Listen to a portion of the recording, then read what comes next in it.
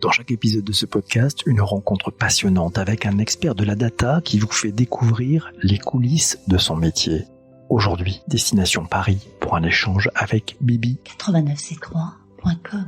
Bibi Ndiaye, directeur innovation Data Intelligence au sein du groupe BPCE. Comment définis-tu ton rôle et quelles sont tes principales missions? Mon rôle est de gérer des équipes qui font de la data tous les jours. Mes principales missions sont d'une part des travaux de data science, l'utilisation de la data dans un but principalement de prédiction et de détection, et d'un autre côté, des équipes de data analystes dont la principale mission est de mettre à disposition la data auprès des métiers pour des problématiques de pilotage, d'optimisation de coûts, de reporting, de tableau de bord, etc. pour les activités bancaires. Et quels sont les enjeux autour de ton métier? Qu'est-ce qui est en jeu pour de vrai? Je dirais qu'on a deux enjeux. Le premier, c'est de pouvoir détecter au plus tôt, par exemple sur tout ce qui est fraude, blanchiment, etc. C'est quand même de pouvoir détecter. Donc c'est un maître mot de ce que l'on fait, détecter au plus tôt. Le deuxième point, c'est optimiser. Donc ça, c'est le deuxième enjeu. Donc c'est optimiser, c'est-à-dire gagner en efficacité opérationnelle. Comment on peut aider soit les conseillers ou au niveau des sièges bancaires, comment on peut utiliser la data pour optimiser leur temps et consacrer le temps qu'ils ont à faire des travaux à plus forte valeur ajoutée plutôt que des travaux répétitifs, etc., qui ont une moindre valeur ajoutée et qui peuvent s'automatiser grâce à la data. Et qu'est-ce qui est le plus difficile dans ton rôle? Quel est ton principal challenge? Le principal challenge, je dirais que c'est plutôt sur les problématiques de data science où la partie la plus compliquée est quand on arrive à la mise en production.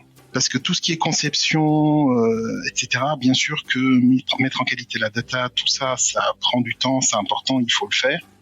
Mais il y a quand même un challenge assez fort sur la mise en production et donc au-delà des aspects techniques IT de mise en production d'un modèle de machine learning, c'est également la conduite du changement auprès des métiers. Parce que ils avaient une façon de fonctionner avant.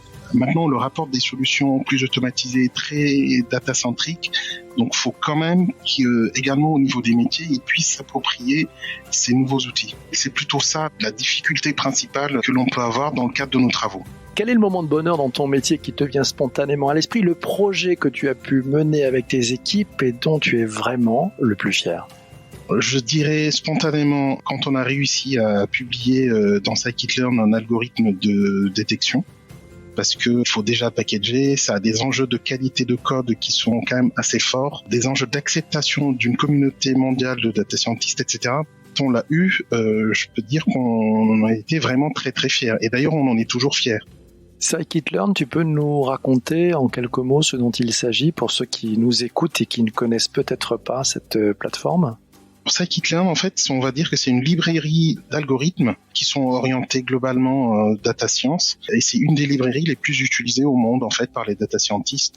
On a plusieurs typologies d'algorithmes qui vont de la statistique classique à du machine learning un peu plus évolué. Quels sont les indicateurs que tu utilises pour savoir si toi et ton équipe allaient dans le bon sens? Des indicateurs, on en a beaucoup, d'indicateurs statistiques en fait, mais c'est pas forcément celui-là dont j'ai envie de parler. Celui dont j'ai envie de parler, c'est plutôt quand un métier était réticent au départ et finalement nous poste de nouveaux besoins. C'est-à-dire qu'au début, quand on lance des travaux, c'est toujours compliqué parce qu'il y a des enjeux de conduite du changement, quand des gens ont l'habitude de traiter à bien d'experts, etc., qu'on arrive en leur disant, maintenant, il y a quand même des nouveaux outils qui sont autour de la data, il serait bien que vous les utilisiez, pour vous c'est important, donc il faut convaincre en fait, au tout début. Donc quand on arrive à convaincre et à mettre en place une solution, qu'on constate que ces métiers-là en sont tellement contents qu'ils nous postent des nouveaux besoins. Aujourd'hui, on ne monitore pas ce critère-là, mais en réalité, c'est quand même ce qui nous donne le plus de satisfaction. D'un point de vue plus personnel, qu'est-ce que tu faisais avant de prendre ce job? Avant de faire ce job, en fait, j'étais déjà dans des problématiques de modélisation, mais plutôt sous l'angle réglementaire, avec des aspects risques, sur les modèles Balois, les modèles de provision, des choses comme ça. Donc, ils ne sont pas de la data science, mais qui sont un cousin de modèles data science. Donc j'ai toujours quand même baigné dans cet environnement-là. Si tu devais conseiller quelqu'un qui va prendre ce job, tu lui donnerais quoi comme conseil pour réussir ses 90 premiers jours? D'être très curieux et de discuter avec tout le monde, et pas que les gens qui travaillent dans la data. Faut vraiment, limite, les gens qui travaillent dans la data, faudrait discuter avec eux en dernier.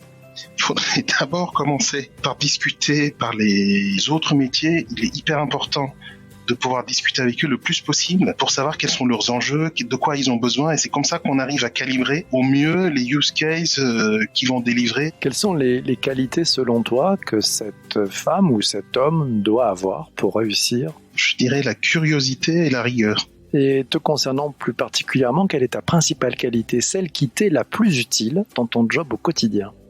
La remise en question systématique.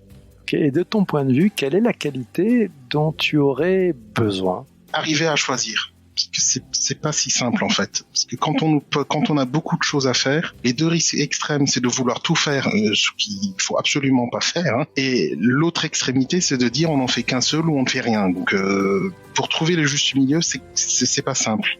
Qu'est-ce que tu as appris de tes confrères qui ne sont pas dans l'univers bancaire et qui, comme toi, sont affûtés sur les données et sur l'analyse des risques ? Pour ceux qui travaillent sur l'analyse des risques, en réalité, qu'on soit bancaire ou dans la santé, parce que j'en ai rencontré pas mal, qui travaillent notamment sur l'épidémiologie par exemple, on se rend compte quand même qu'on a à peu près les mêmes problématiques. Le sous-jacent est à peu près le même. Après, c'est l'application qui est différente, mais le sous-jacent est le même, c'est-à-dire qu'on cherche des choses qui sont rares.